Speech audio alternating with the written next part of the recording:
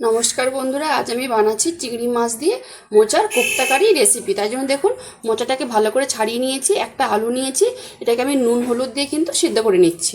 কলা ফুল আর আলু কিন্তু ভালো করে সিদ্ধ করে নিয়ে দেখুন ছেঁকে নিয়েছি। চিংড়ি মাছটা ভালো করে বেছে ধুয়ে নুন হলুদ মেখে নিয়েছি। মশলা নিয়েছি টক দই, 2 রকম পেঁয়াজ কুচোনো, আদা রসুন টমেটো কাঁচা লঙ্কা কুচোনো। প্রথমে কিন্তু চিংড়ি মাছ আর মোচা আলুটাকে কিন্তু আমি বেটে নিচ্ছি। চিংড়ি মাছ আর মোচা দেখুন ভালো করে কিন্তু বেটে নিয়েছি।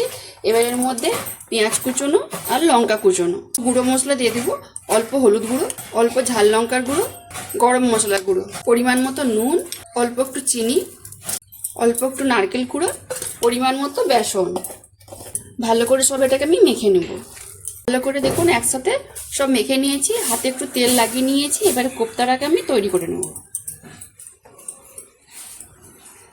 এই দেখুন কতগুলো কিন্তু কোপ্তা তৈরি করে নিয়েছি। আমি আরেকটা করে দেখাচ্ছি। এইভাবে কিন্তু সবগুলোই তৈরি করে নেব। কোপ্তাগুলো সব তৈরি করে নিয়েছি, এবার এগুলো ভেজে নেব। সরষের তেল ভালো করে গরম করে নিয়েছি। এবার কোপ্তাগুলো একটা একটা করে আমি দিয়ে দেবো।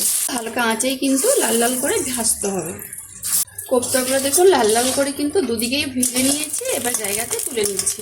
এইভাবে কিন্তু বাকি কোপ্তাগুলো আমি ভেজে নেব। কোপ্তাগুলো সব ভেজে জায়গাতে আমি তুলে নিয়েছি। তরকারিটা বসানোর জন্য কড়ার মধ্যে অল্প সরষের তেল দিয়ে দিচ্ছি। ফোড়নে দিব গোটা গরম মশলা আর গোটা জিরে, পুরো তেজপাতা, বাটা মশলা দিয়ে দিব, আদা রসুন পেঁয়াজ টমেটো কিন্তু একসাথে আমি বেটে নিয়েছিলাম। পুরো মশলাটাই ভালো করে ভাজা ভাজা করে নিয়েছি। এবার দিয়ে দেবো গুঁড়ো মশলা, কালারের জন্য 1 চামচ কাশ্মীরি লঙ্কা, হলুদ গুঁড়ো, ঝাল লঙ্কার গুঁড়ো, জিরে গুঁড়ো, ধনে গুঁড়ো, ফেটিয়ে রাখা টক দই। ভালো করে কিন্তু মশলাটা আমি একটু কষিয়ে নিব।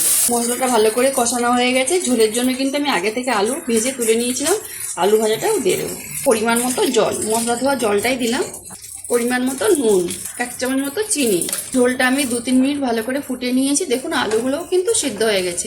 এবারে সব ভেজে রাখা সব কোপ্তাগুলো আমি দিয়ে দেবো। কোপ্তাগুলো দিয়ে আমি বেশিক্ষণ ফুটাবো না। উপর থেকে কিন্তু আমি গরম মশলা, অল্প একটু ঘি, ধনেপাতা কুচোনো ভালো করে মিশিয়ে আমি নামিয়ে নিই। দেখুন তরকারিটা কত সুন্দর কালার এসেছে। আর চিংড়ি মাছ দিয়ে এই মোচার কোপ্তা কারি তো রেসিপিটা যদি বন্ধুরা ভালো লেগে থাকে তাহলে অবশ্যই একবার বাড়িতে বানিয়ে খেয়ে আমাকে কমেন্টে জানাবেন। যেসব বন্ধুরা ফেসবুক থেকে রান্নার ভিডিও দেখতে পছন্দ করেন তারা আমার পেজটাকে লাইক কমেন্ট বন্ধুদের মাঝখানে শেয়ার করে পাশে থাকবেন।